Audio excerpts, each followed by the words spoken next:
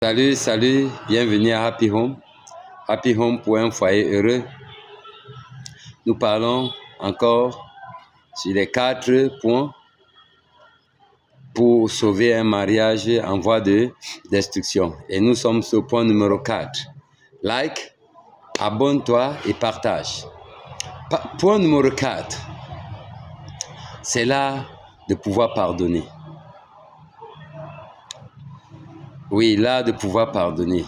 Tous les divorces que nous avons vécus aujourd'hui, pour la majorité, il y a eu ce manquement. Et ici, nous ne jugeons pas les gens. Nous ne disons pas que les gens sont mauvais, voilà pourquoi ils n'ont pas pardonné. Mais c'est parce qu'ils n'ont pas appris certaines choses qui pouvaient les aider facilement à pardonner. L'art de pardonner parce que vivre avec quelqu'un n'est pas facile. Et parfois, la personne peut te heurter sans même le savoir. Et répéter la même chose et répéter même encore. Donc, tu dois arriver, quitter même le pardon pour la tolérance. Parce que tu peux pardonner et ne pas oublier. Et c'est dangereux. Mais il faut arriver au stade de la tolérance. Que tu sais que ceci là, si même la personne te demande pardon et dit je ne le referai plus, tu passes seulement parce que tu sais que cette personne va refaire. Elle va reposer cet acte. Là, de se pardonner. Et une chose que les gens font pour ne pas voir le meilleur en d'autres, c'est de ne pas leur pardonner pour expérimenter la meilleure version de ces gens. Parce que c'est des bonnes personnes. Mais quand tu n'arrives pas à les pardonner, tu ne verras pas les meilleures choses qui sont cachées en ces gens. Parce que tout ce que tu vois, c'est la partie là qui t'a blessé. Et puis, tu prends cette partie et tu te focalises là-dessus. Et tu te renfermes. Voilà pourquoi une des choses la plus difficile dans le mariage, c'est s'ouvrir lorsqu'on a déjà été blessé. C'est s'ouvrir à nouveau.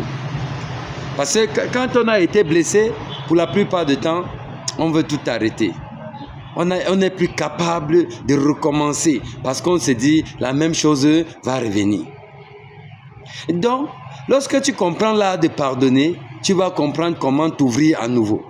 Continuer cette relation malgré que tu as même perdu la confiance. Tu peux rebâtir cette confiance peu à peu. Quand tu sais pardonner.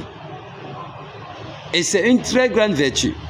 Parce que le mariage en a besoin. Nous ne nous revoyons pas tous les jours avec les mêmes attitudes. On peut avoir nos attitudes différentes. Le matin, l'un est fier, l'autre n'est pas fier. Et tu ne vas pas obliger l'autre d'être fier comme toi. Et parfois, ça peut même être quelque chose que tu as fait il y a plus de 3 ans. Que la personne décide de se fâcher là, sur ça aujourd'hui. Surtout, la composition de la femme l'amène à cette position. Et elle peut subir l'infidélité de son mari il y a 3 ans. Et l'année, si elle se lève, elle fait l'anniversaire de cette infidélité. Elle dit non, elle est fâchée toute la journée. Tu demandes quoi, elle te dit qu'aujourd'hui, c'est le jour-là que tu m'avais trompé. Pourtant, toi, tu as déjà oublié. Et pourquoi, madame? Parce que tu n'as pas compris l'art du pardon. Et quand tu pardonnes vraiment, tu vas oublier. Pardonne et ouvre ton cœur. Parce que beaucoup de foyers aujourd'hui communiquent à 10%. 15% seulement. Parce qu'à cause des déceptions et autres, les gens se sont renfermés en eux. Et se sont limités. Ils ont peur d'être blessés davantage. Ils ont dit, mieux je laisse comme ça. Et ils ont pris des résolutions. Les résolutions, c'est une chose qui gâte facilement les mariages. Parce que quand il y a résolution, il n'y a plus débat. Il n'y a plus partage.